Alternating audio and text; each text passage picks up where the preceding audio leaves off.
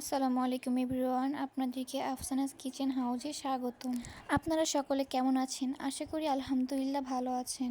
আমাদের আজকের রেসিপি হচ্ছে করলা দিয়ে শিং মাছের তরকারি। সর্বপ্রথম আমাদের একটি প্যানে পরিমাণ মতো সামান্য তেল নিতে হবে এবং চুলার জালকে মিডিয়াম আঁচে রাখতে হবে। এরপর হলুদ, মরিচ ও লবণ দিয়ে মাখা মাছগুলো কড়াইয়ে ভেজে নিতে হবে। সামান্য পরিমাণ ভাজা হয়ে গেলে এগুলোকে আমি আলাদা পাত্রে তুলে রাখবো। মাছগুলো যখন হালকা লাল হয়ে যাবে তখন এই মাছগুলোকে তুলে রাখতে হবে, নয়তো মাছগুলো পুড়ে যাওয়ার সম্ভাবনা থাকে।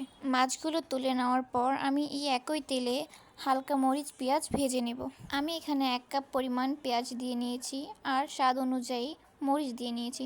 যে যতটুকু ঝাল খেতে পছন্দ করেন সেই অনুযায়ী আপনারা মরিচ ইউজ করবেন। পেঁয়াজগুলো হালকা ভাজা হয়ে গেলে এই পর্যায়ে আমি 1 চামচ লবণ অ্যাড করব। লবণ আপনারা আপনাদের স্বাদ অনুযায়ী অ্যাড করবেন। পেঁয়াজগুলো ভালো মতো ভাজা হয়ে গেলে এরপর আমি সকল মশলা এখানে অ্যাড করব। আদা রসুন বাটা 1 চামচ, মরিচের গুঁড়া 1 চামচ এবং হলুদ 1/2 চামচ। এই পর্যায়ে চুলার আঁচকে আমি মিডিয়াম আঁচে রেখে নিয়েছি। পরিমাণ মতো পানি দিয়ে মশলাটাকে এবার ভালোভাবে কষিয়ে নেব। মশলা কষিয়ে নেওয়া হয়ে গেলে এখন আমি এখানে পরিমাণ মতো আলু অ্যাড করে নেব।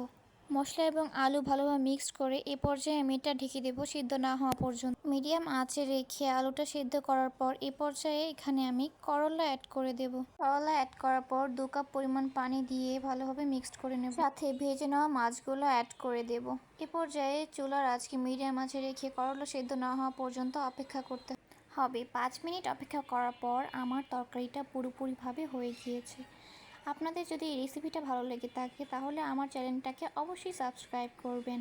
এটা হলো আজকের রেসিপির ফাইনাল লুক। আপনাদের যদি এই রেসিপিটা ভালো লেগে থাকে তাহলে অবশ্যই আমাকে কমেন্ট করে জানাবেন এবং কোনো ভুল ত্রুটি হলে ক্ষমা সুন্দর দৃষ্টিতে দেখবেন। আসসালামু আলাইকুম। পরে আবার দেখা হবে অন্য কোনো রেসিপির ভিডিও নিয়ে।